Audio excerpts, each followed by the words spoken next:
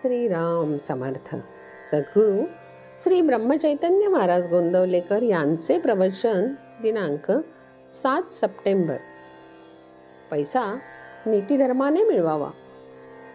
काळजीचे काही कारण नसताना काळजीत राहण्याचे काहींना व्यसन असते. व्यवहारात काळजी हा मोठा विकल्प आहे.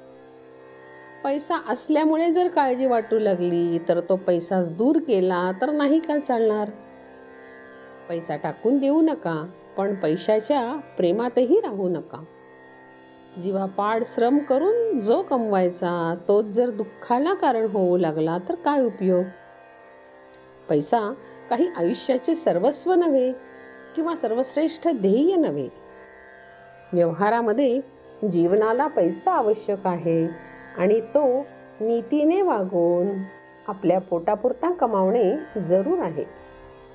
पैसा मिळावा हे व्यवहारदृष्ट्या योग्यच आहे, पण जर तो मिळाला नाही तर आपले जीवन व्यर्थ आहे असे कोणी समजू नये. पैसा आला तर तो भगवंताच्या इच्छेने आला आणि यदा कदाचित तो गेला तर भगवंताच्या इच्छेने गेला असे म्हणून आपले समाधान बिघडू देऊ नये.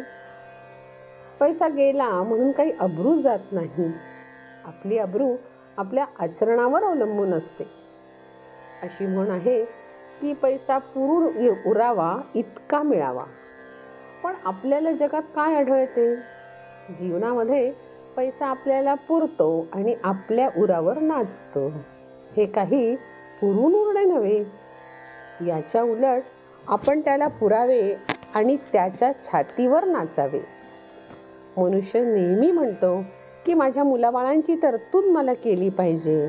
मी काय आज आहे आणि उद्या नाही. पण आपण जसे खात्रीचे नाही तशी आपली मुले बाळे तरी कुठे खात्रीची आहेत? ही गोष्ट माणसाच्या लक्षातच येत नाही. पैशाबद्दल रामचंद्राला उदासपण आले असे योगवासिष्ठात वर्णन आहे. तसे ते आपल्यालाही लागू आहे. एवढाच फरक की रामाचे उदासपण पैसा असणेपणाचे होते आणि आपले उदासपण पैसा नसणेपणाचे आहे. पैसा नसल्याबद्दल आपल्याला उदासपण आहे, कारण तो प्रपंचातल्या सुखाचे साधन वाटते.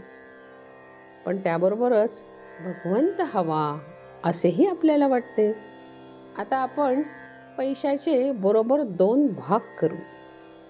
आपल्याला प्रपंचाला लागेल इतका पैसा प्रामाणिकपणे मिळवून आपण जगावे. जास्तीची हाव करू नये.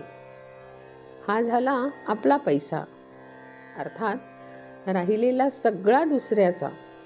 त्याचा लोभ करू नये.